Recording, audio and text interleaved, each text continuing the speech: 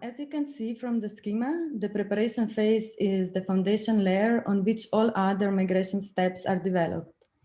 From design, ETL code conversion, data migration, validation, data ingestion, to report reconciliation, user acceptance testing, parallel running, and final production go live.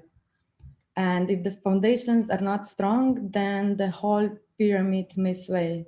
So it really pays to devote enough time to be well prepared. There are two key activities that we do at the beginning of each project: customer enablement and migration readiness assessment. And our approach is based on ensuring the least possible risk at every step of the project. There is no universal migration strategy. Now, in order to select the best technology and the most appropriate migration approach, we must start at the very beginning and ask ourselves what drives us to move to the cloud and what are the main goals we are trying to achieve with the new platform. On the other hand, we need to ask ourselves what are the important functional and non-functional requirements. But we also need to clearly define and prioritize all the technical and business benefits we expect. And we should also note down all the downsides of not moving to the cloud as well. So there are three paths we can choose from when migrating to cloud. One is lift and shift. Then we have a complete redesign and lift, adjust, and shift. As the name suggests, with the lift and shift approach, we move your data warehouse to the cloud as is. So we are lifting it from your existing on-prem landscape and shifting it to the Snowflake environment. In this case, the logic of the code stays the same, but the code itself still needs to be adapted to fit into a new environment. And that can be a challenge as well. But luckily, Snowflake supports various syntaxes, which means we will need only minor corrections when it comes to migration.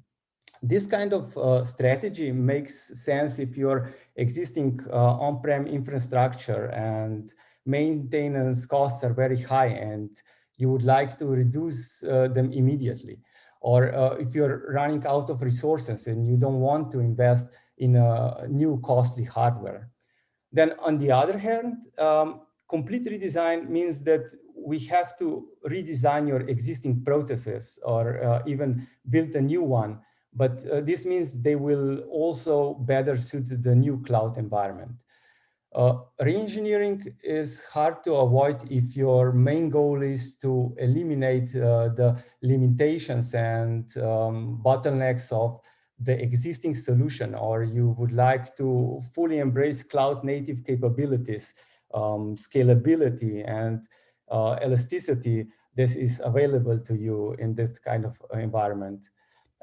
You should also consider re-engineering if you would like to scale your data ecosystem and implement new types of data sources that could not be covered in your existing applications, such as real-time and streaming data, or if you would like to add a new data ingestion tool or move to a new data visualization application, for example.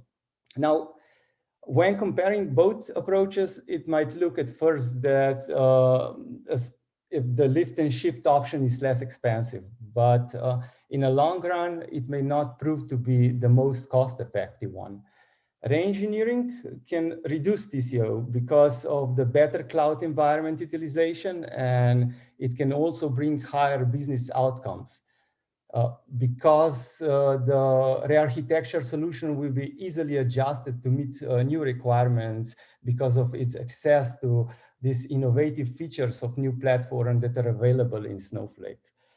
For this reason, by our experience, many companies start with lift and shift and plan data warehouse modernization as the second phase of the project, or even break down the migration project and combine both approaches.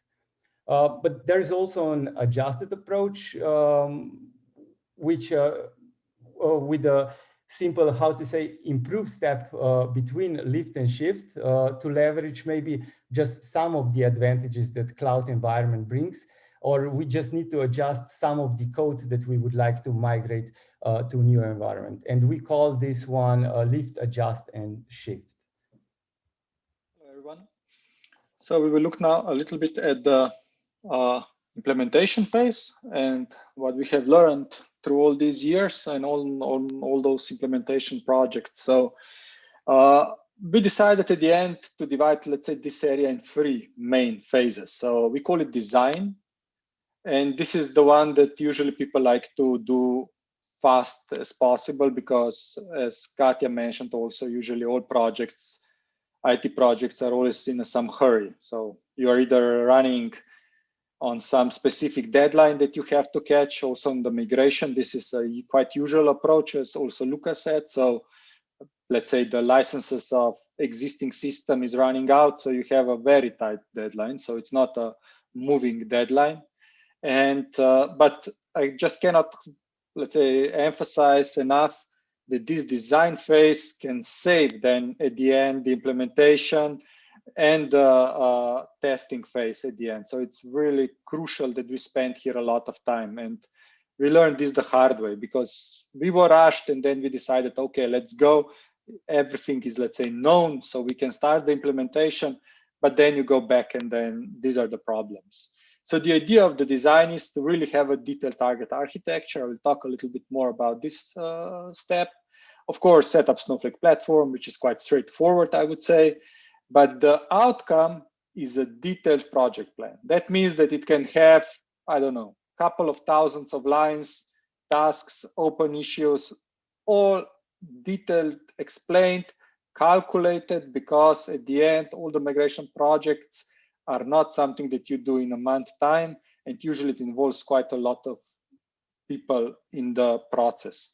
And because usually a lot of clients want to speed up this process, because as Lucas said, it brings benefits and you have tight deadlines, it means that more people will join, some things you would like to do in parallel.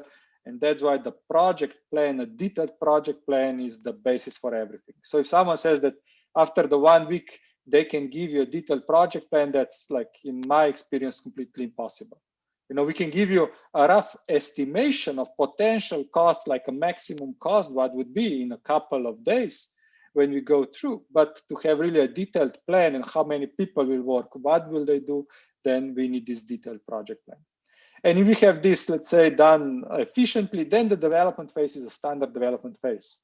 The outcome is very clear, which means that it's much easier than maybe on some other projects, because we are doing still a migration. That means that the end result is quite known. So we have to get probably the same numbers at the end. So that is why I say some parts are, let's say, easier than to now discuss again with business what they really need and what is the business, let's say, benefit of doing some analytical projects. So it's a little bit different here in this area.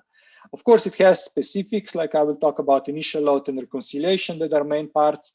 But then at the end, it's a user-accepted testing and something that we learned the hard way to implement, let's say, a couple of months of parallel run, so that everyone is 100% sure that everything works as it should.